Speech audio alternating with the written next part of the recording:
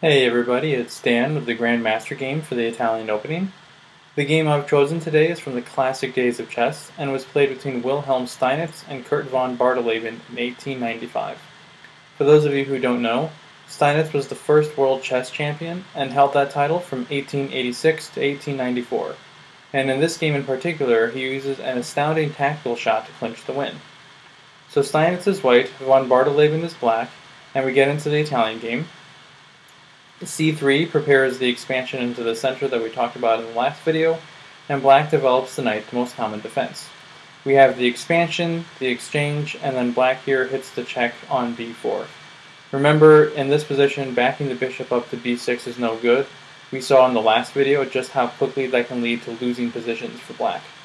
So after the check, black here blocks with the knight, and here we have the first deviation from book with pawn to d5. Now, of course, knight captures on e4 is the most common move in this position, but that can very easily lead to the Meller attack. And black, probably realizing who he was playing against, decided to avoid that incredibly sharp attack and to expand in the center in this position with pawn to d5. We have another exchange of pawns on d5, and then here white castles. And already it seems like black is low on good moves. Exchanging on c3 here is just going to lead to a more passive position after the bishop retreats to e7, and black is behind in development. It's worth noting that capturing the pawn on c3 here is no good in light of queen to b3, and both the bishop and f7 are under attack. Getting greedy for material here with bishop captures on a1 is just suicide. After the bishop captures on f7, black is going to get crushed very quickly here. So instead, in this position right here, we have black going with just more developments of playing bishop to e6. White attacks the queen, and black comes back to block. Now white initiates some exchanges in order to simplify the position in an attempt to open things up. Black is still uncastled, and in an open position that can be very dangerous. White here captures the knight, and black has to be precise in recapturing. If the bishop captures on g5 first, once again we're going to have the position opening up, and this is not what black wants. So first, after the bishop captures the knight here on d5, we have black going with the immediate recapture on d5. We have a few more exchanges, and eventually we end up in this simplified position right here. White now moves to pin the knight to the king, and black boxes out the knight with f6. White puts more pressure on the pinned piece, and black defends. Now white here plays rook on a to c1. Nowadays in this position, d5 is considered a bit stronger, again with the possibilities of opening up the position. If the king sidesteps to f7, the rook now moves behind the pawn. Black can capture the pawn, but white can hit a check, which loses the knight, but only temporarily after queen to f3. And again, we have an open position which is going to favor white. In the game, that is not what was played. In this position right here, we had the immediate rook on a to c1. Now what this allows black to do is get out of the pin conveniently with king to f7, preparing to blockade white's center pawn with the knight. But that's not actually what black played. Instead, in this position right here, we have c6, and now white simply sacks the pawn on d5, which is actually going to end up giving white a lot more room to maneuver.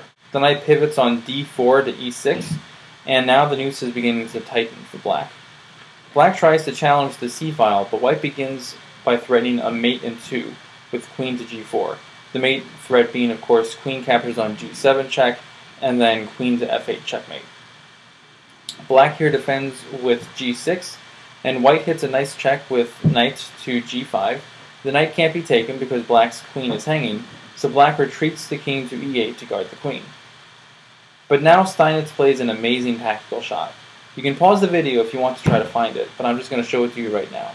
The move Steinitz plays in the game is rook captures on e7 check, and black is in a horrible position. It cannot capture the rook because in the resulting position, white is up a minor piece, which is going to translate to a win very easily. Alternatively, if in this position right here, after the rook hits the check on e7, we have the king capturing on e7, this is going to result in either the king being flushed out or the loss of the queen. For example, after rook to e1 check, if the king plays to d6, the queen just hits a check on b4, black can block, but then comes rook to e6 check, and black is just in a terrible position. Alternatively, if in this position right here the king were to retreat to d8, we just have the knight hitting a check And then we have the discovered attack on the king, and this is, of course, just a completely lost game for black. So those are some of the options that black had, of course, facing this position right here. And black obviously decides to sidestep all of that and move the king over to f8. Now, on the surface, this seems fine, since black has a mate threat himself on the first rank, and so the black queen is untouchable. Steinitz, however, has something different up his sleeve, and he continues his attack with rook to f7 check. And now we can see the beauty of white's plan. Both players at this point have substantial threats. There's tension between the queens, black has that mate threat, but white is the one who can check black. After the king moves to g8, we see that on top of everything else, black cannot capture the rook. White hits a check on g7, and if in this position black captures with the queen, we're going to end up in a position where white has much more of a material and positional advantage right here. Alternatively, if in this position right here, after the rook hits the check on g7, black were to capture with the king, this is just going to drop the queen, and black is hopelessly lost. Mate is right around the corner. So again, in this position right here, black has to retreat the king. King back to f8 runs into knight captures on h7 check, and then there goes the queen, and once again the game. So the only other move in this position right here is king to h8, but after rook captures on h8 check, black resigns. There's simply nothing they can do to prevent the loss of the game. Queen captures on h7 leads to a position where white is again up a minor piece, and black has absolutely no compensation. Alternatively, after the rook hits the check on h7 in this position right here, if the king plays to g8, this is going to lead to, as Steinitz pointed out himself after the game, to a mate in 10. If you'd like to, you can pause the video and see if you can find the mate, but I'm just going to show it to you now. It begins with rook to g7 check. Now if the king here plays to f8, we're just going to have the same thing we looked at before. The knight hits the check, and then there goes the queen and the game. Alternatively, if the king plays back here to h8, we're just going to have queen to h4 check, and from here on out all the moves are forced. King to g7 is the only move, and then we have queen to h7 check, king f8, queen to h8 check, king e7, queen to g7 check, king e8, queen to g8 check, king e7, queen to f7 check, and now pick your favorite way to lose as black. The mate in 10, in other words, the longest way to delay the inevitable, is going to be king to d8, but that is met with queen to f8 check, the queen has to block, then you have knight to f7 check, the king plays to d7, and then queen to e6 checkmate. Alternatively, in this position right here, if the king just plays to d7 right away, to d6 right away, we're just going to have an even quicker mate, just queen to f7 check, the queen has to block, and then you have mate on e6. So that was the mating net that white would have been able to weave around black had black continued playing the game. And that is why in this position, after the rook hit the check on h7, black simply resigned.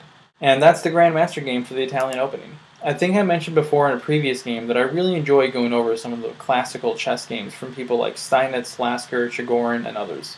They usually end with brilliant tactical shots, and this game was of course no exception.